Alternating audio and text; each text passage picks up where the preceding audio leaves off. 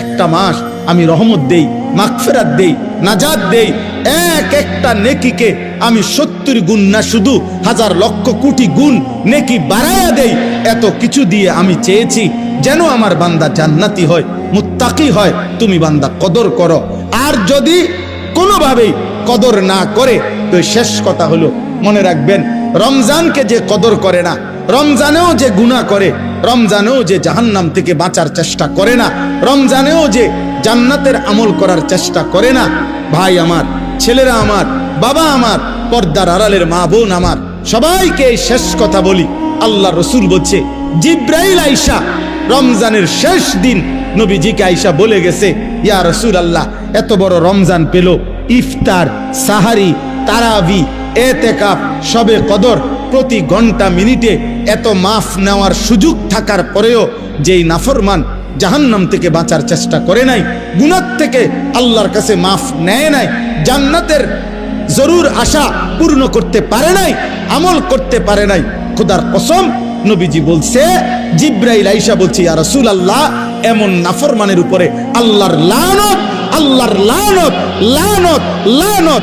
নবী বলছে আমিন, আমিন। মানে নবী বলছে, হ জিব্রাইল, আমিও বললাম, আল্লাহ এমন লানত আপনি কবুল করেন এই নাফরমান উম্মতের উপরে, আমি নবীরও লানত, যা তোর রূপে খোদার লানত পড়ুক, যা। এত বড় রমজান তুই এখনো বিড়িয়ে খাস, এত বড় রমজান নাফরমান তুই আজও ওজনে কমে দে, তোর কিস্তি শেষ হয় না, সুদে শেষ হয় না, তোর নর্তকী দেখাই শেষ হয় না, তোর উলঙ্গ ছবি দেখাই শেষ হয় না, তোর জিনা ব্যভিচারে শেষ হয় না।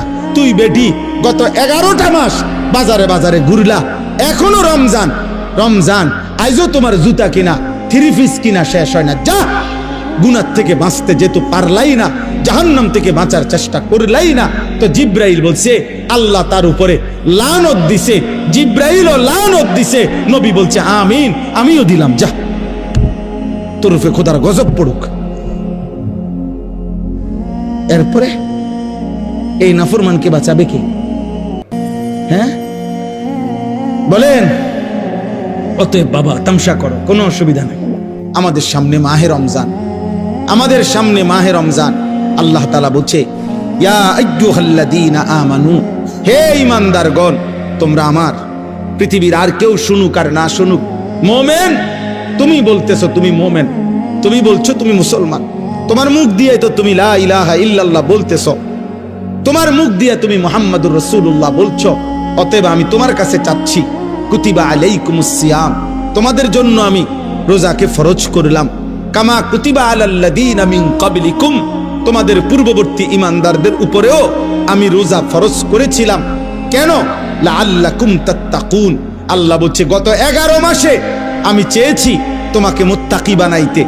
আমি 11 মাস ধরে বলছি, ইত্তাকুল্লাহ, ইত্তাকুল্লাহ, ইত্তাকুল্লাহ, আল্লাহকে ভয় করো, আল্লাহকে ভয় করো, আল্লাহকে ভয় করো, আল্লাহকে ভয় করো।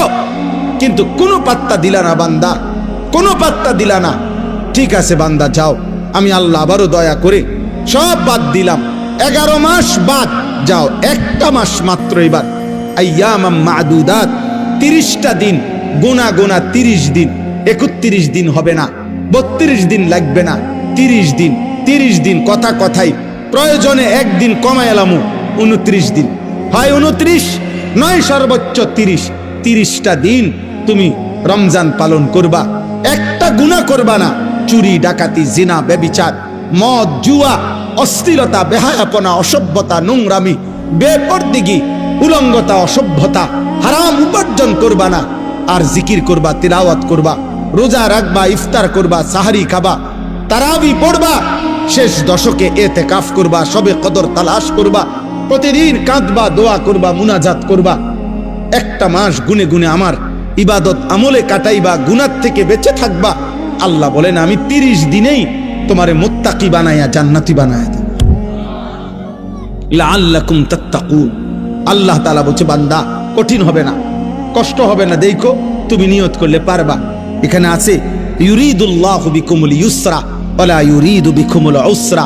আল্লাহ তাআলা বলে, বান্দা আমি যেমনে যেমনে রমজান সাজাইছি, রমজান, রোজা, ইফতার, সাহারি, তারাবি, এতেকাফ, শবে কদর, যেটা যেমনে সেটিং করছি, আল্লাহ বলে বান্দা বিশ্বাস করো, আমি আল্লাহ খেয়াল রাখছি তোমার যেন সহজ হয়, কঠিন যেন না হয়। এইভাবে আমি আল্লাহ বিধানটা আমি নিজের হাতে সাজাইছি। ইউরিদুল্লাহু বিকুমুল ইউসরা, তোমার কঠিন হবে না, তোমার কঠিন হবে না। আমি জানি তোমার ভিতর বাহির, তোমার শরীরের যোগ্যতা কদ্দুর, এটা আমি দিছি বান্দা। তোমার শরীর স্বাস্থ্য, তোমার জীবন যৌবন আমি দিছি। তুমি অসুস্থ প্রচন্ড, কোনোভাবেই তুমি পারবা না, তো ঠিক আছে, ফামান কানা মিনকুম মারিদান, তুমি যদি প্রচন্ড অসুস্থ হও, যে অসুস্থতা রোগ বেড়ে যাবে রোজা রাখলে, তো ঠিক আছে, যখন সুস্থ হও তখন তুমি কাজা করে নিও।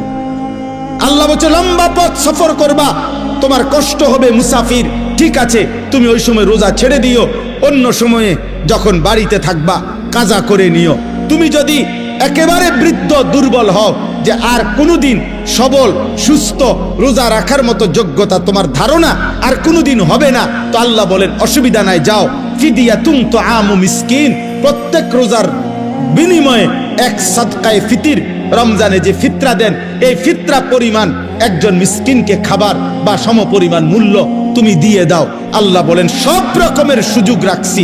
প্রচন্ড দুর্বল হলে কি করবা, মুসাফির হইলে কি করবা, একেবারে বৃদ্ধ হইলে কি করবা, এইভাবে গর্ভস্থিত নারী যার গর্ভে বাচ্চা আছে তার জন্য কি করতে হবে, আল্লাহ তাআলা বলেন আলাদা আলাদা করে বলছি, কঠিন কিছু বলি নাই। সন্ধ্যা থেকে নিয়ে সুবহে সাদিক পর্যন্ত খাও, পান করো, স্বামী স্ত্রী মিলামেশা করো, সুবহে সাদিক থেকে সূর্যাস্ত পর্যন্ত শুধু এটুকু সময় খাদ্য খাবার থেকে বিরত থাকো। শেষ দশক ইতিকাফের চেষ্টা করো, বেজর রাত্রিগুলো সবে কদর তালাশ করো, গুনাহ কইরো না। বাজারে তো সারা বছরই যাইতে পারবা, কাপড় লুঙ্গি শার্ট শাড়ি থ্রি পিস জুতা এ তো সারা বছরই কিনতে পারবা। একটা মাস আমি রহমত দেই, মাগফিরাত দেই, নাজাত দেই, এক একটা নেকিকে আমি 70 গুণ না শুধু হাজার লক্ষ কোটি গুণ নেকি বাড়ায়া দেই। এত কিছু দিয়ে আমি চেয়েছি যেন আমার বান্দা জান্নাতি হয়, মুত্তাকি হয়। তুমি বান্দা কদর করো, আর যদি কোনোভাবেই কদর না করে তো শেষ কথা হলো মনে রাখবেন, রমজানকে যে কদর করে না, রমজানেও যে গুনাহ করে, রমজানেও যে জাহান্নাম থেকে বাঁচার চেষ্টা করে না, রমজানেও যে জান্নাতের আমল করার চেষ্টা করে না, ভাই আমার, ছেলেরা আমার, বাবা আমার, পর্দার আড়ালের মা বোন আমার, সবাইকে শেষ কথা বলি। আল্লাহ রসুল বলছে জিব্রাইল আইসা রমজানের শেষ দিন নবীজিকে আইসা বলে গেছে, ইয়া রাসূলুল্লাহ, এত বড় রমজান পেল, ইফতার, সাহারি, তারাবি, এতেকাফ, শবে কদর, প্রতি ঘন্টা মিনিটে এত মাফ নেওয়ার সুযোগ থাকার পরেও যেই নাফরমান জাহান্নাম থেকে বাঁচার চেষ্টা করে নাই, গুনাহ থেকে আল্লাহর কাছে মাফ নেয় নাই, জান্নাতের জরুর আশা পূর্ণ করতে পারে নাই, আমল করতে পারে নাই, খোদার কসম নবীজি বলছে, জিব্রাইল আইসা বলছে, ইয়া রাসূলুল্লাহ, এমন নাফরমানের উপরে আল্লাহর লানত, আল্লাহর লানত, লানত, লানত। নবী বলছে আমিন, আমিন, মানে নবী বলছে হ জিব্রাইল, আমিও বললাম আল্লাহ এমন লানত আপনি কবুল করেন এই নাফরমান উম্মতের উপরে, আমি নবীরও লানত, যা তোর রূপে খোদার লানত পড়ুক, যা। এত বড় রমজান তুই এখনো বিড়িয়ে খাস, এত বড় রমজান নাফরমান তুই আজও ওজনে কমে দে, তোর কিস্তি শেষ হয় না, সুদে শেষ হয় না, তোর নর্তকী দেখাই শেষ হয় না, তোর উলঙ্গ ছবি দেখাই শেষ হয় না, তোর জিনা ব্যভিচারে শেষ হয় না।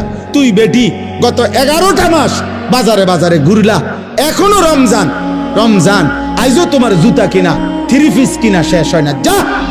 গুনাহ থেকে বাঁচতে যেহেতু পারলাই না, জাহান্নাম থেকে বাঁচার চেষ্টা করলাই না, তো জিব্রাইল বলছে আল্লাহ তার উপরে লানত দিছে, জিব্রাইলও লানত দিছে, নবী বলছে আমিন, আমিও দিলাম, যা তোর উপরে খোদার গজব পড়ুক।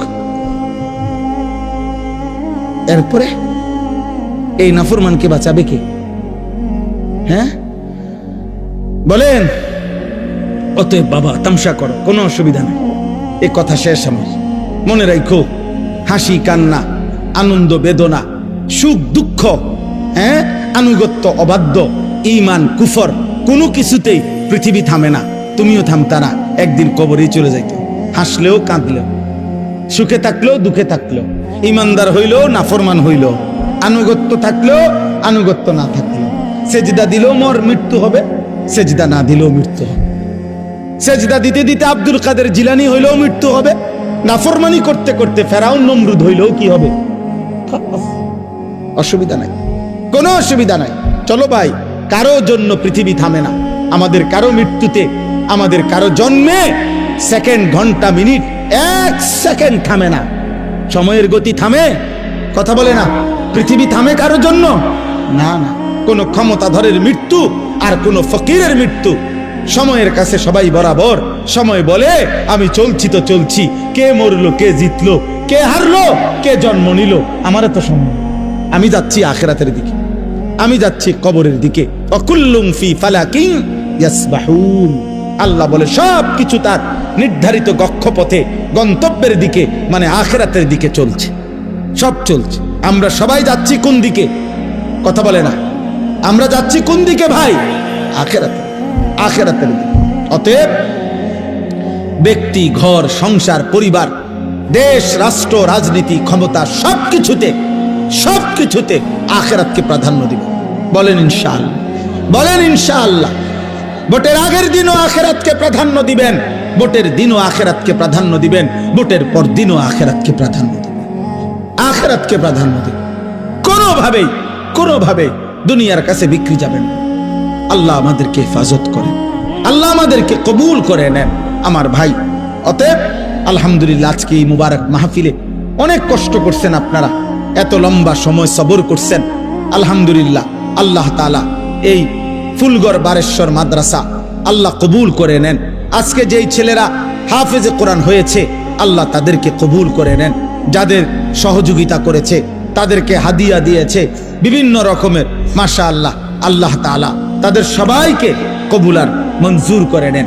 আমার একটা ছোট্ট পরামর্শ আছে, সেই পরামর্শটা হইল, না মানলেও সমস্যা নাই, বাকি আমি আমার পরামর্শ হইল, ওই যেই প্রবাসী কল্যাণ সংস্থার নাম বলছেন কি জানি, বারেশ্বর প্রবাসী কল্যাণ, বারেশ্বর প্রবাসী কল্যাণ সংস্থার কাছে, আপনাদের কাছে আমার পরামর্শ হলো, আমার আন্তরিক প্রশংসা হলো, প্রতি বছর যে হাফেজে কোরআন হবে তাকে একটা সাইকেল পুরস্কার দেওয়া হবে।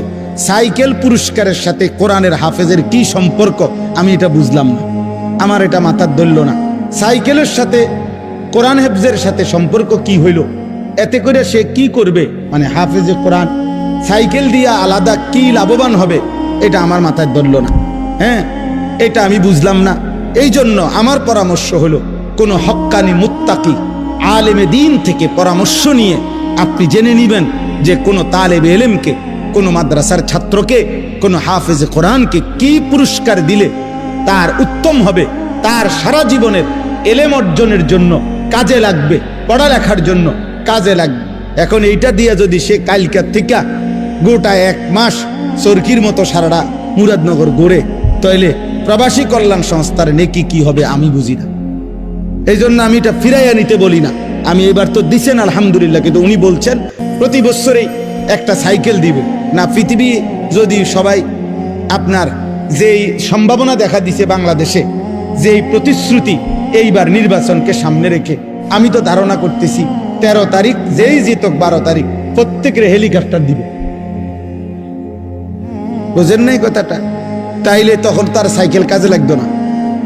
এই জন্য তালেবে ইলম, এটা নিরুৎসাহিত করছি না, আপনারা পুরস্কার দিবেন, হাদিয়া দিবেন, কিন্তু আলেমে দিন থেকে মশওয়ারা করে দিবেন, অর্থাৎ যেন ওই বাচ্চার আজীবন তার এলেমের কাজে লাগে। পড়ালেখার এমন সুন্দর কোরআনুল কারীমের 2 সেট 10 সেট তাফসীর হইতে পারে, যেটা তার দাওরায়ে হাদিস একবারে শেষ পর্যন্ত আজীবন তার পড়ালেখার কাজে লাগবে। রাসূলুল্লাহ সাল্লাল্লাহু আলাইহি সাল্লামের হাদিসের অনেক কিতাব, তাকে 30,000 টাকার কিতাব দেন, তারে 20,000 টাকার কিতাব কিনে দেন, যেটা সে আজীবন কি করবে? পড়ালেখা করবে। হ্যাঁ, আমার ছেলে হাফেজ হইয়া পুরস্কার পাইছে তাফসিরে তাওজিহুল কোরআন। তো আমি একদিন আমার বাসার এই তাফসির আমারও আছে, তা আমি আমার একটা খণ্ড পাচ্ছিলাম না, খুঁজেই পাচ্ছি না। 2-3 খণ্ড, আমার একটা খণ্ড আমি পাই না, ওই খণ্ডটাই তখন আমার দরকার। আমার ছেলে আমারে দৌড়াই এসে বলছে, আব্বু আমি যে পুরস্কার পাইছি এইটাই তো তাফসির, তাহলে আমি এটা খুলে দেই আমারটা। তাহলে হে, তার প্যাকেটিং করা ছিল, ওইখান থেকে খুইলা আমার এইটা দিছে আব্বু এটা, তাহলে আমি তখন পড়লাম। আমার অনেক কিতাব আমার সন্তান পড়ে, আমার সন্তানের কিতাবও আমি পড়ে আমার উপকার হয়েছে। কথা বুঝছেন না? এই জন্য আগামী দিনে আপনাদের কাছে অনুরোধ রইল, সাইকেল না বরং তার এলেমের সাথে কোরআন সুন্নাহর এলেম শিখবে এমন কিছু, যার দ্বারা এরকম কিছু হাদিয়া দিলে সেটা বেশি পরিমাণে হোক, ইনশাআল্লাহ এতে বরকত হবে। আপনারাও সাদকায়ে জারিয়ার সওয়াব পাইতে থাকবে। কিতাব অল্প দিনে কি হয়ে যায় না, নষ্ট হয়ে যায় না। প্রজন্মের পর প্রজন্ম কিতাব পড়ে। অনেক যারা সম্ভ্রান্ত ফ্যামিলি এমন আছে যাদের পারিবারিক পাঠশালায় আরে পারিবারিক কুতুবখানায় লাইব্রেরিতে 100 বছর আগের দাদা পূর্বপুরুষের কিতাব বই কি আছে আছে সাজানো আছে। তাইলে বোঝা গেল যে এটা ফায়দা আসবে, এটা দীর্ঘমেয়াদী হবে। আল্লাহ তাআলা আপনাদেরকে তৌফিক দেন। এই মাদ্রাসার সাথে যার যত সম্পৃক্ততা আছে আল্লাহ কবুল করেন। আল্লাহ আজকের এই মেহমান উপস্থিতি সবাইকে কবুল করেন। বিশেষ করে আমার প্রিয় বন্ধু মাওলানা সিরাজুল ইসলাম ভাইকেও আল্লাহ তাআলা ভরপুর কবুল করেন। ছোটবেলার আমরা ছাত্র জীবনের দোস্ত ছিল, আজ অনেক দিন পরে দেখা হয়েছে। আল্লাহ তাআলা তাকে সুস্থতার সাথে আফিয়তের সাথে মানুষের কল্যাণে খেদমত করার তৌফিক দান করেন, আমিন। পবিত্র কোরআনুল কারীমের 2 নম্বর পারা 2 নম্বর সূরা, সূরাটির নাম সূরায়ে বাকারা। এই সূরার 183 নম্বর আয়াত আমি তেলাওয়াত করেছি। এই ছেলে, তোমার কি সমস্যা বাবা? আরে এদিকে ফিরো, তুমি ওইদিকে ফিরে বসো। 183 নম্বর আয়াত সূরায়ে বাকারা। এই আয়াতটি আমি তেলাওয়াত করেছি মাহে রমজানকে সামনে রেখে।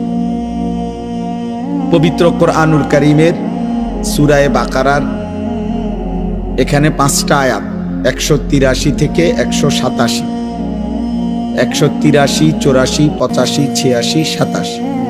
এই মোট 5টি আয়াতে রমজান, রোজা এবং রমজানের সাথে প্রাসঙ্গিক শরীয়তের বিধিবিধান, আল্লাহর বিধিবিধান আল্লাহ তাআলা বিস্তারিত এখানে উল্লেখ করেছেন। আমাদের প্রিয় নবী সাল্লাল্লাহু আলাইহি ওয়াসাল্লামের একটা মোবারক কথা বলো না আব্বা, কথা বলো না। ছেলেরা তোমরা একজন আরেকজনকে বুঝায় বলো, ভাই কথা বলতে দিও না। যে কোনো ভাবে কথা থামে না তারা বাইর করে দাও, বাইরে ছেড়ে দিয়ে আসো, দূরে আলগি দিয়ে 4 জনে দূরে। আমি ব্যক্তিগতভাবে কোনো প্রার্থী না, আমার কোনো ভোটে কোনো আমি প্রার্থী না, অতএব আমি আগের থেকেই ব্যাপক জনসমর্থন কখনোই প্রত্যাশা করি না। কারণ আমার তো আর ভোটে দাঁড়াইছি না, কাজে আমি এত অনেক জনসমর্থন আমার দরকার এমন কিছু না। আমি একটা দিল থেকে সবসময় ভাবি আল্লাহর কথা একজনকে বললেও নেকি হয়, তার আমার নেকি দরকার, তো সেটা অল্প মানুষকে বললেও সমস্যা কি? কিন্তু গাফিল মানুষ, ফালতু মানুষ, অমনোযোগী মানুষকে 1000 বছর বললেও লাভ নাই। যেই কলস উল্টানো, যেই জগ উল্টানো, উল্টানো কলসিতে 1 সাগর পানি ঢাললেও এটা কোনোদিন পুড়বে না, কারণ এটা তো কলসটা কি উল্টা। নবী সাল্লাল্লাহু আলাইহি ওয়াসাল্লাম এটা হাদিসে বলছেন, কিছু মানুষের অন্তর উল্টানো কলসির মতো, কালকুজে মিরবাদান, উল্টানো কলসির মতো। নবীজি সাল্লাল্লাহু আলাইহি সাল্লাম বলছেন, মানে কলস উল্টানো, দিলটাও উল্টানো। এবং নবীজি বলছেন শুধু উল্টানো কলস না, বরং কলসির উল্টা পিঠে আল কাতরা দিয়া মাইখা দিছে, যাতে করে 1 ফোঁটা পানিও না জমে, পিছলা হয়। তো নবীজি সাল্লাল্লাহু আলাইহি সাল্লাম বলেছেন, কিছু নাফরমানের অন্তর আল্লাহর অবাধ্যতা করতে করতে তার দিল উল্টে যায়। ফলে একটা সময় হয় এমন, লা ইয়ারিফু মারুফান ওয়ালা ইউনকিরু মুনকার, তখন আর কখনোই পরবর্তীতে আল্লাহর গজব যখন হয়, তখন আর কখনোই তার ওই উল্টা অন্তরে কোনো নেক কাজকে নেক কাজ মনে হয় না, কোনো গুনার কাজকে গুনাই মনে হয়। এটা মানুষের জীবনের সবচেয়ে বড় দুর্ভাগ্য। কারণ এটুকু অনুভূতি যদি কারো চলে যায়, তো তার জীবনে আর কিছু থাকে না। কম বেশি ভুল, পাপ, দোষ ত্রুটি আমাদের সবার আছে, হুজুরেরও পাবলিকেরও, ফির সাহেবেরও মুরিদ সাহেবেরও। কিন্তু বিষয়টা হলো অনুভূতি থাকা, নিজের বিবেক বোধ কাজ করে, আত্ম অনুভূতি আছে যে না, কাজটা আমি ঠিক করিনি, এটা উচিত হলো না, এটা আমার জন্য আল্লাহ তাআলার নিষেধ, এটা আমার জন্য আদেশ। এই যে এই বিবেক বোধ, পার্থক্য শক্তি, এটা যদি কমপক্ষে থাকে তো নিয়ামত, ধীরে ধীরে লোকটা বদলায়। কিন্তু 30 বছর 40 বছর ধরে প্রতিদিন এক তালে মিথ্যা কথা বলতেছে, এটা কোন ধরনের পাপ? দেন এক নিয়মে এক ঢঙ্গে মিথ্যাই বলতেছে। আজকে 40 বছর ধরে সুদ খায়, এটা কেমন সুদ করে? আজকে 60 বছর ধরে প্রতিদিন গালি দেয় এক তালে, এটা বেটার কথা বললেই নিয়ম গালি দেন। এক হাতে সিগারেট খাইতেছে, মুখে অকথ্য গালিগালাজ করতেছে, সামনে রঙিন টেলিভিশনে নাচ গান চলতেছে। মানে এটা যে গুনাহ, বছরের পর বছর তার বিবেকের মধ্যে এতটুকু অনুভূতিও নেই। এটা অনেক বড় লানত, অভিশাপ। এটা অনেক বড় দুর্ভাগ্য, বদনসিব, যে দিনের পর দিন, মাসের পর মাস গুনার পর গুনাহ, কিন্তু তার কখনো এটা অনুভূতিও হয় না, তার অনুভূতিও হয় না, তার শরীরে কোনো সৌদে নাই। ওই যে সর্দি মারাত্মক হইলে ঘ্রাণ শক্তি কমে যায়, তখন তার আর নাকে সুদ থাকে না। এই গুনাহ আর নাফরমানি যখন বেড়ে যায়, তো ধীরে ধীরে মানুষের উপরে যে মুসিবতটা আসে সেটা হলো আল্লাহর পক্ষ থেকে যেই আযাব আসে, সেই আযাব হলো আল্লাহ তাকে আত্মভোলা করে দেয়। ফাআনসাহুম আনফুসাহুম। এজন্য তাফসীরের মধ্যে আছে, কোন মানুষের উপরে দুনিয়াতে আল্লাহর সবচেয়ে বড় শাস্তি কি? দুনিয়াতে সবচেয়ে বড় শাস্তি, তাকে আল্লাহ আত্মভোলা করে দেয়, আপন ভোলা। অর্থাৎ সে আর কোনোভাবেই বোঝে না সে কে, তার উচিত কি, করণীয় কি। খাইতেছে, ঘুমাইতেছে, পেশাব করতেছে, পায়খানা করতেছে, ঘুমাইছে তো ঘুমাইতেছে, মুতে ধরছে তো একখান দিয়ে মুতে দিছে। এটা কি রাস্তা? এখানে মানুষ চলাফেরা করে কিনা, কেউ দেখলে কি মনে করে? কোনো কিছু। হালালও খায়, হারামও খায়, গালিও দেয়, সালামও দেয়, মদও খায়, মধুও খায়, মা কেউ দেখে, বোন কেউ দেখে, আবার মোবাইলে টেলিভিশনে নর্তকী